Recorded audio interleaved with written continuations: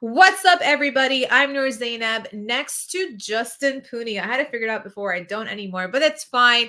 We are here to talk Toronto Raptors versus Milwaukee Bucks. Justin's going to be a little bit upset because he did lose some cash on the Bucks not winning last night because the Raptors were in control from beginning till end, 111, 130.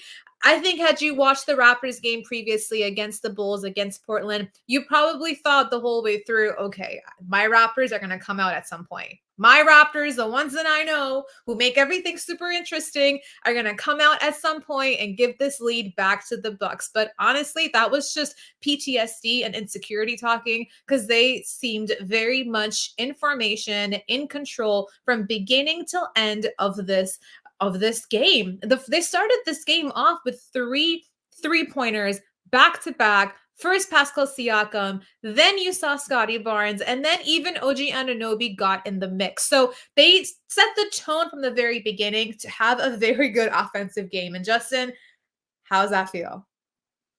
Well, I mean, you aired out my dirty laundry of me losing some money, and like you said, all the PTSD and bad omens of the Raptors teams currently and of the past. I took the Bucks plus 925 at halftime. I was thinking, you know what? It was 22 points at the half. I'm like, yeah, the Raptors are going to blow this somehow because of Dame and Giannis, and they shot so poorly in the first half.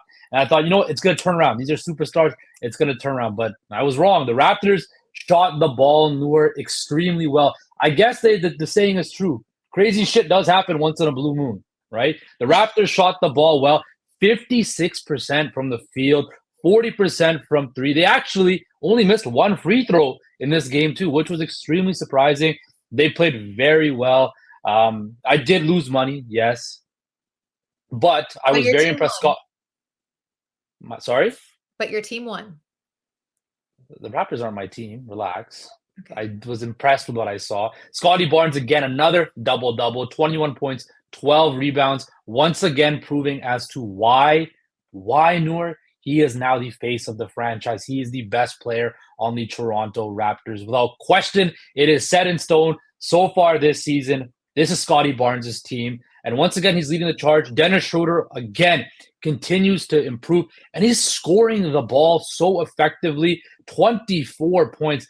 Me and you talked about it when this news happened, when he first signed with the Raptors for the season. And we were talking about things like he's going to be a good leader, a good facilitator, We didn't talk at all about him really scoring the ball offensively. And he's doing it super well right now for the Toronto Raptors. OG Anunoby had a quiet 7 for 7 from the field, 100%. So that was good. Pirtle, everybody scoring double digits. What can I say, Noor? I want to come on and say that the Raptors didn't play good and this and that, but I can't. Yeah, I got to give them their credit. Can't wait to come out and They played really good. They played very good. Don't worry. But as you mentioned, it was a very much of a group effort. As we said that before too, right off the bat, they set the tempo for the offense, but it was defensively, Jakob Poeltl for me. He set the tone defensively. He was all over the glass, all over the place. He made it so tough for the Bucks to get anything off of him. And on the other side, I know we talked about Jakob Poeltl and Fred VanVleet having the best duo on this team last year, but I don't think that's anything to do with Fred and his greatness. I think that's just got to do with the fact that if you pair a good point guard with a good big, you're gonna hopefully create some magic. That's exactly what Dennis Schroeder here is doing. He's, if anything, more of a pass first point guard than Freddie was, and seeing that come to fruition, seeing him do what he does, as he said, not just facilitating, not just setting those guys up, but just so important. And we saw him get some couple of runs going with the bench as well, who have been struggling the past couple of games getting any level of offensive games up. The bench would come in the last couple of games and the Raptors would just lose their lead, and it would be, just dysfunction from that point forward. But he has not only set the tone to make sure that everyone is in their right spots, but as you said, even if they're in the right spots, Schroeder could still take that shot and get it in. He's been so huge, so massive. Jakob Poeltl, same thing. Pascal Siakam also, he was off the charts to begin this game. We have 21 points for Barnes, 26 for Pascal Siakam, team high. It doesn't sound like he did much, but he did all the little things and all the right things. He never really had an offense drawn up for him as well, but we saw him do a spin. We saw him pass the ball around. the duo, the game between Pirtle and Siakam is so good to me. Like, I think when you have two big guys who can not only obviously have the length for them, but they can also run the floor pretty fast. They are very good in transition. Use it. And I saw that being used last night, and it was amazing to see. But and we can go on and on and on about the great things the Raptors did last night. But there were points where I was like, are the Bucks just throwing this game? Are they not Yeah. interested in winning this game at all? Because their offense was lackluster to begin with. But don't get me started on their defense. Their defense was just not there. It wasn't there at all. The Raptors are not going to get these clean looks every single night. We know this, but knowing the Bucks and knowing what we should be expecting from them and what they came out with was kind of embarrassing for them. Not even seeing Giannis and Brook Lopez together, who end up being such a good defensive duo on the court. Adrian Griffin has to be smarter than he has been. I was off. Well, exactly. That's what I expected. Adrian Griffin, a former assistant, knows a whole bunch of these players really well. I thought the game plan would have been a whole lot better. Now, I wonder if, like you mentioned, like the lack of effort, whatever, that kind of stemmed from that poor first quarter where they didn't shoot the ball well at all. Well, they didn't shoot the ball well. They shot the ball better in the second half, but that first half was atrocious. And you know that the Bucks, let's face it, they don't fear the Toronto Raptors. They weren't probably up for this game. This was Well, probably Adir was running away from the Raptor last night. well, again, they got beat and they got beat badly. But I think for the Bucks, this is exactly what they need. And I think all good teams, championship level contending teams, need this kind of punch in the face from a team that is not on the same level as them, because it reminds you that you can get got any night in the NBA. As much as we talk about load management, this, that, and the third, any team can get beat by anybody on any given night. And the Toronto Raptors thoroughly beat the Milwaukee Bucks last night. I wanted to say this. One more thing about Pascal Siakam, because I agree with everything you were saying. Timely three-pointers, because there was points when the game was at 15, 13 points. You know, Milwaukee was trying to make it roll. What happened? Pascal Siakam would come in and hit a big three-pointer. Is he going to shoot 5 for 8 from three-point range on a night-to-night basis? I don't think so. But if you can get – let's wait. I don't think Pascal Siakam's game is predicated on 8 three-pointers. 8 3-point attempts. With this new offense, it might be. Who knows? He might just be forced to be a spot-up shooter because Scottie Barnes is the focal point. But that's the one thing. I've always been hard on Pascal Siakam for not coming up big when it matters the most. And last night, even though it wasn't critical moments, but there was opportunities where the Bucks could, if they cut it to 10, I'm like, okay, if the Bucks cut it to 10, then I can see the Raptors folding like a cheap tent, and the Bucks will win this game. But Siakam stepped up and made those big three-pointers to extend that lead, push it out. You know, you saw Grady Dick didn't shoot the ball very well. He had a whole bunch of open looks. I suspect that will change once he gets more confident. But like we said, Noor, this was a very impressive win following 3 really bad losses for the Toronto Raptors. And speaking of Grady Dick, I'm so glad you brought him up. As you said, you can see him get those shots up. They sometimes don't go in. Most of the time, they haven't really gone in. But it doesn't stop his effort on the court. He doesn't just stop and, hang his head after he sees his shot get bounced off the back or hit the rim and just come right out. He doesn't let it bring him down. He goes on the other end. He takes that steal. He took a charge against Giannis successfully. Took a charge against Giannis. What does that say to you about this new dude who just came in the league, is supposed to be all good vibes, supposed to be the three-point lord of our team, and he ends up being the dude to take the charge against Giannis? It shows you that he's a tryhard. He's doing everything on the court, and seeing someone like that not be dismayed by their lack of offensive effort or just their lack of offensive game that night, but continue to have the other parts of their game flow and help the team. That's what the Toronto Raptors are all about. And seeing that, I think, is going to be a fan favorite. Like people who are actually watching the games, not looking at the box score, can see the effort that he puts in. And I think it's going to be massive for his future.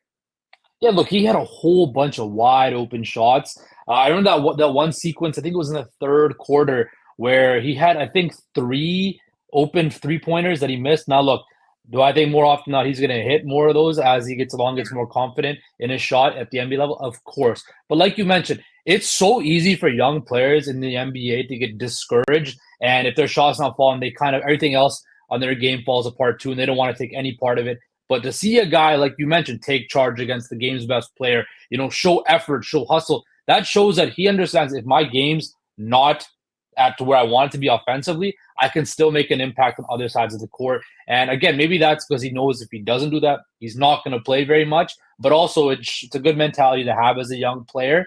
So yeah, look, when your shot's not falling, how do you make impact other ways? Grady Dick did that. So kudos to him. Well, I want to Very also hard bring for us me. back for a second to the Milwaukee Bucks. As we know, it's the newest duo in the NBA. You've got Giannis Antetokounmpo and Damian Lillard. And so far, it's just been a little bit of a disappointment, I'll say, especially last night. And watching Damian Lillard on the perimeter, trying to get past screens, was it killed me. It was really sad. And that makes me wonder and worry for them a little bit about the future, because as we said before, like, it's a really good team. It's the duo of having a big and a amazing point guard, amazing offensive facilitator, and an offensive weapon on his own is massive for a team like the Bucks, because it opens up space for everybody else on this team. But when your main guy, one of the main guys, is being absolutely just dominated through screens, and Giannis can't really do much, and your coach isn't putting Brook Lopez in when you guys could all work together and at least be a defensive team if you can't get your offense up, it may not be time to worry just yet, but I think this could be something to keep an eye out moving forward for the Bucks. Is this your Celtics fandom coming out that you're scared of the Bucks? Well, I mean, they are 4-0. It's not Celtics. Well, look, but that's what I'm saying. Like right. If you look at if you look at when these super duos or super teams get formed, it takes some time. Exactly. Like, there's nothing to worry about for the Milwaukee Bucks. Nothing whatsoever. I wouldn't say nothing, because what we saw last night, I swear to God, I'm not kidding. At some point, I was like, this is money laundering. There's no way there's not like money laundering on this game by someone who's like associated with one of these teams. There's no way. Like, that's what it felt like. But I hope so. I do think it's very early to have any hot takes, to say anything out of, erratically. But I will say that's something to keep an eye out moving forward. I'm sure they'll fix it. But the only reason why I'll say it's something that it's even worth bringing up is the fact that you now have a new head coach. So we don't really know what his expertise will be amounting to, especially given the fact that it's his first year becoming a head coach. So we've seen some drama too with the Bucks coaching staff too, when Terry Stotts resigned because Griffin kind of called him out at practice, like it was right before the season started. So look, there's some drama there, but I know, yeah, we know drama in NBA doesn't really mix well at all. But the Raptors have another drama on their hands tonight as they face the Philadelphia 76ers and their levered enemies, Nick Nurse, who will be facing him once again. Joel Embiid has been on fire. We saw them a couple days ago. They put us to bed in the second half. And their last game they played against the Blazers, and they did what we couldn't do, which is put the Blazers to bed as well. And Joel Embiid had 35 points in that game. Justin, what are you thinking for the Raptors tonight? They're on the second night of a back-to-back. They defeated their first opponent very well. But do you think that momentum will help them tonight? Or do you think this will be a spot where maybe we'll see a little bit of a realistic look of this team? The books have the Raptors plus 8.5 right now. I'm smashing the Sixers minus 8.5 right now. You're seeing second night of win by Justin. That to me tells me you have no idea what you're betting on, because the Raptors have kept all these games close. You can say the Sixers will win, but if you're gonna bet 8.5, so you're saying Sixers will win by 9 points or more. Yes, which is yes, I do. The Raptors have lost all their games in a close, with a close spread. This is way too big for them. They'll lose. They're not going to lose by that.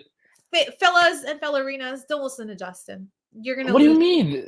They lost by 7 points to the Sixers on Saturday. Yeah, 8.5. This is the second night of back-to-back. You just saw what these guys did. And at the same time, they also saved themselves some minutes. Like, they didn't have to play the full game. You were able to bring in your bench guys and have them run in the fourth. So they might even be a little bit more relaxed. And on the other side, too, I'll say I've heard NBA players say this before. They'd so much rather have back-to-back games because the motivation and the energy and the effort's still there. Whereas if you wait a little bit longer, goes away. But they're traveling, right? The Raptors have traveled from, again, it's not a far flight or anything like that, but it traveled from Toronto to Philly, right? Second night of back-to-back in hostile environment against Nick Nurse again.